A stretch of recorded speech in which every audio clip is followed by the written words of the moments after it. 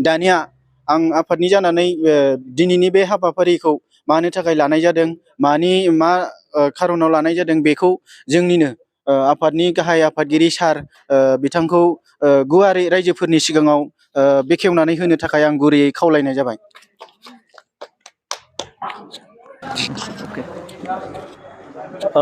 खुलुमबाय बयनिसिमबो। जोंनि बे दिनैनि मोनाबिलि समाव गासिबो रायजो राजा आरो जोंनि आफादनि दैदेनगिरि आरो मेम्बार बिथांमोन, बेसेबांबा गोजाननिफ्राय जों बेंगलरनिफ्राय बे दिनै सिखोनाहालि होननाय जायगा तुमकुर डिस्ट्रिक्टआव फैनानै मोनसे प्रग्राम लानो हानायनि थाखाय जोबोद गोजोनथाव। आरो जोंना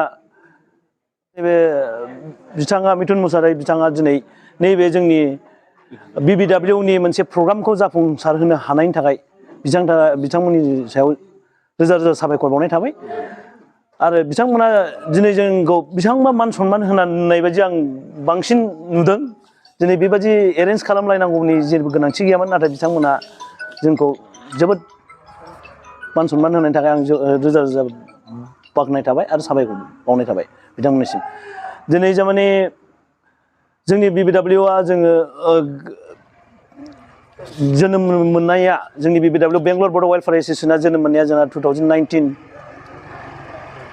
जोनोम मोनदों। आजि 5 बोसोरानो जाबाय। जोंहा बे जोंनि BBWआ जाहैबाय मोनसे जोंहा कर्नाटक गभर्नमेन्टनिफ्राय जोंहा एप्रुभेल मोनखानायखा, माने जोंहा लाइसेन्स दङ, दा सार्टिफिकेट दंखायो। ओंखायनो जोङो बे जोंनि BBWनि आफादनि मेन थांखिया नोंथांमोना बुजिया जानो हागौ, बा बेंगलर बड' वेलफेयार एस'सिएशना मा बिलाइ होननानै नोंथांमोना सानो। सोरबा अनेक मानसियानो मिथिया जोंनि एस'सिएशनखौ मानि थाखाय गोनांथि होननानै। दाना एस'सिएशना जाहैबाय जोंनि बर' हारिनि खना खना थानाय, जोङो बेसेबांबा गोजान जोंनि बिमा बिफा बिदा फंबाय बयखौबो नागारनानै फैदों खामानि मावनो थाखाय, फैसा खामायनो थाखाय, नङा होमबा? दा जोंहा दिनै मा जागोन गाबोन मा जागोन जों बुजिनो हाया। मानसिनि जिबना मोनसेयैनो थाबाय थाया। दा बिनि थाखायनो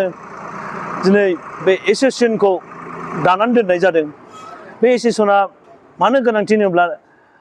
दिनै खैफोद आफोद जागोन, सोरबा थैगोन, सोरबा लोमजागोन साजागोन, जोङो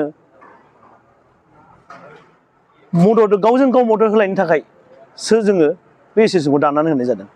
सोरबा आथिं बायनानै थाहैनो, सोरबा लोमजानायनि थाखाय फैसा सर्टेज जायो, सोरबा सासे अनारा पेमेन्ट होआ, सोरबा अनारा खैफोद जायोब्लाबो नाया। दा बेफोरबायदि अनेक प्रब्लेमा जाबोगासिनो दं। दा नोंथांमोननि एरियायावबो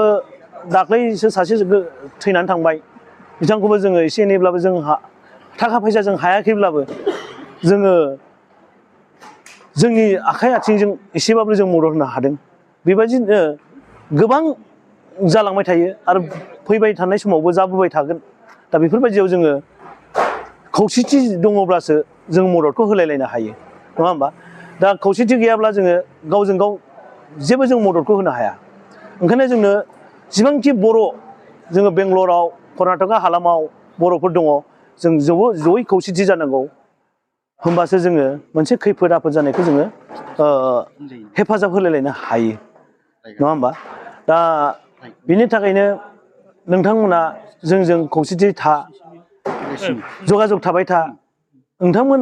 माबाफोर प्रब्लेम जायोब्ला जोंनिसिम खिन्थाहर। फैस्लाबनो हायाबाबो जों जाय फैनो हायो बिथांमोनखौ जों फाथायहरगोन। आरो अबेबा मोनसे गिदिर घटना जायोब्लाबो जों हेफाजाब होगोन नोंथांमोनजों। दा बेबादिनो हेफाजाबथ' होलायगासिनो, जों गोदोनिफ्रायनो होलायगासिनो दाबो। दा जोंनि एस'सिएशना गोजौनिफ्राय गोजौ दावखोलांबाय। दिनै जोङो बोरै फिसामोन 10 जन 12 जनसो दानानै जों दानायमोन बे आफादा। दिनै हाजार हाजार जोंहा मेम्बार दङ बेहाय आफादाव। जोंहा गभर्नमेन्टआवबो जों थांनानै गासिबो खामानिखौ जों मावजोबबाय। आरो जोङो जा गभर्नमेन्टनिफ्राय बिख'नांगौ, बड'लेण्ड गभर्नमेन्टनिफ्राय जों बेखौबो जोङो बिख'गासिनो दङ।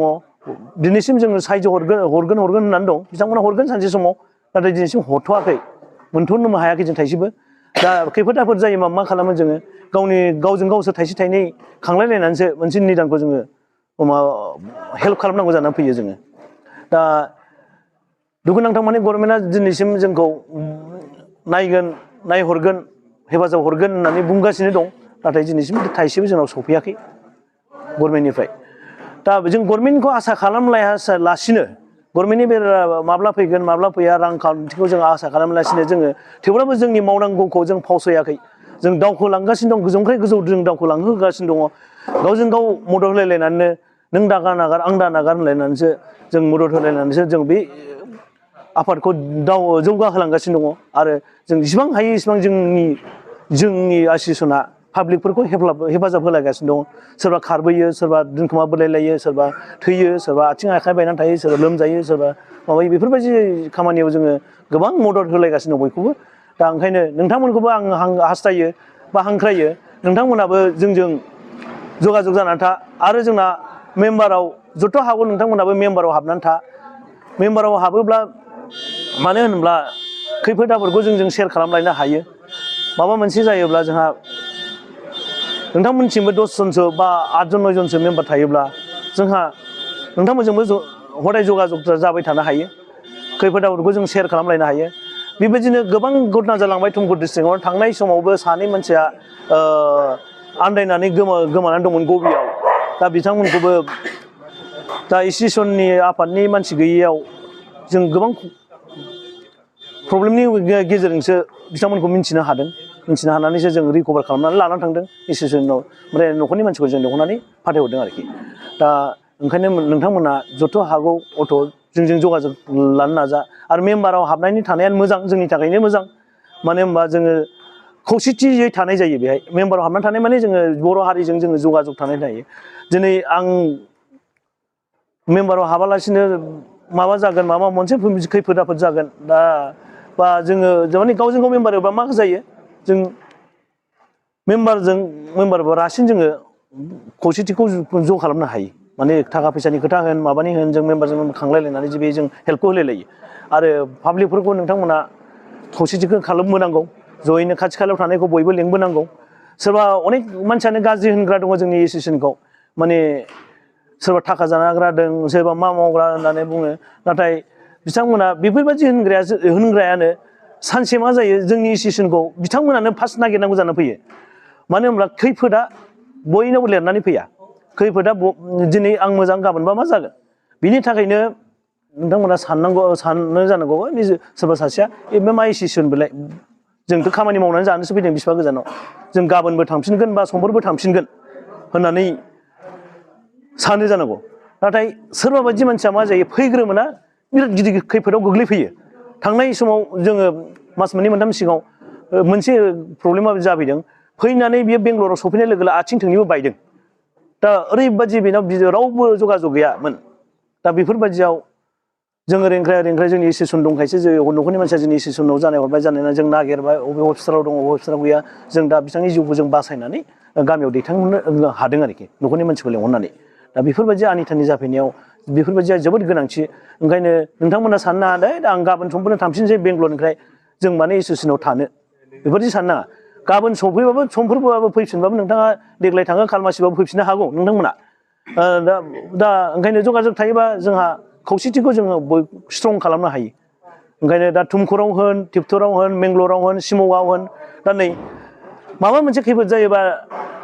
शिमगानिफ्रायबो जोंनाव फन फैबाय थायो शिमगानि मानसिखौ जों बिराद हेफाजाब हरगासिनो गोजौनिफ्राय हाजो गोजौनिफ्राय गोग्लैनानै दैयाव गबनानै थैदोंमोन दा बिथांमोना बिराद प्रब्लेम जादों सासे अनारजों थाखा फैसा होजायाखैमोन ओमफ्राय जों बिनिफ्राय फनजों फन रायज्लायहरनानै आं गोथै सहखौ बेंगलरसिम बिहरनानै जोङो बे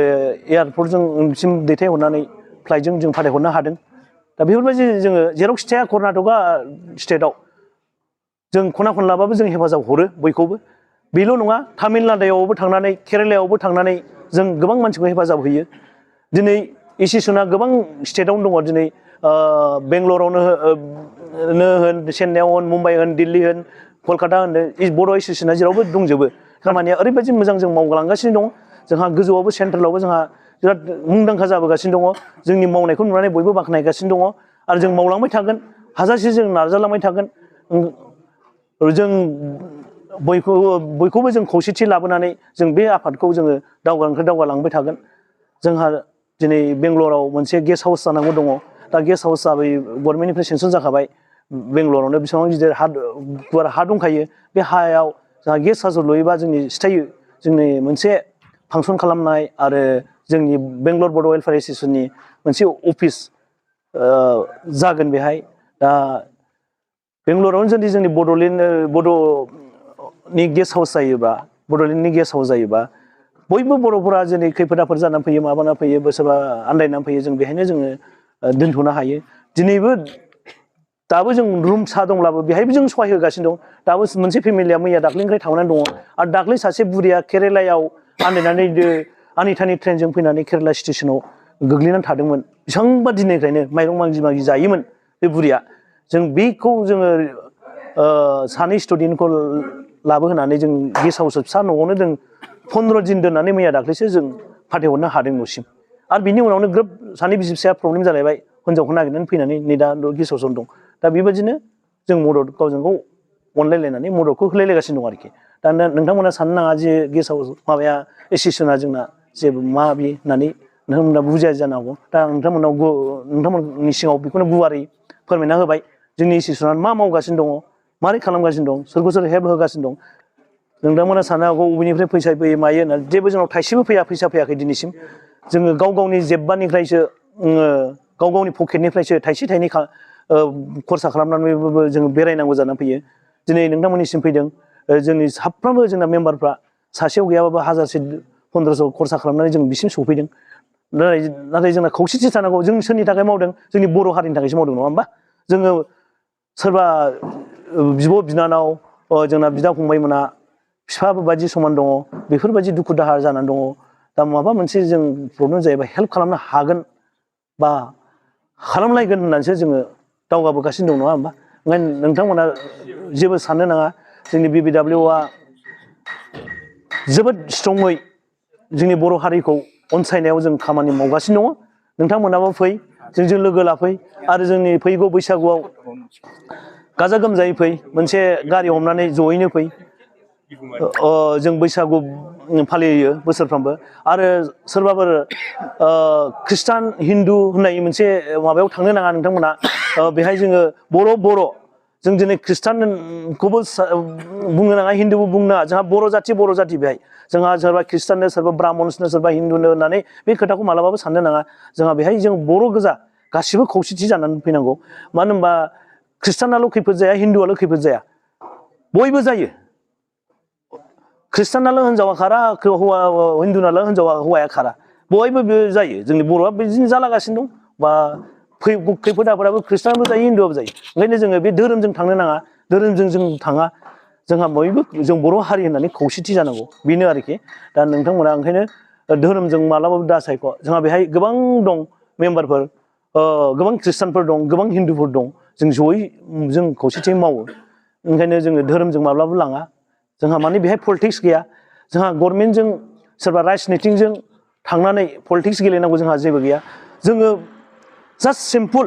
जोंनि थाखाय जों बर' हारिनि थाखाय गावजों गाव जाहाथे खौसेथि जायोबा स्ट्रं जानानै जों हेफाजाबखौ होलायलायनो हायो बिनि थाखायसो सोरबा इलेक्सन दारायग्रा MLA MP जों मालाबाबो थाङा दा नोंथांमोना बेखौनो साननांगौ दा नोंथांमोना जोंखौ हांख्रायहरदों दिनै बेसेबांबा गिदिर एरेन्जमेन्ट खालामदों जोंनि जानाय लोंनायनि थाखाय दा जोबोद बाख्नायनाय जाबाय आरो फिन खेबसेबाव दा आं बाराखौ बुंनो साला आं नैबे जोंनि सेक्रेटारिया भाइस प्रेसिडेन्टखौ फंनैसो बुंहोबावनो सानदों बिथांमोनाबो एसे गुवारै फोरमायनानै होबावथोंसै नोंथांमोननिसिम गोजोन्थों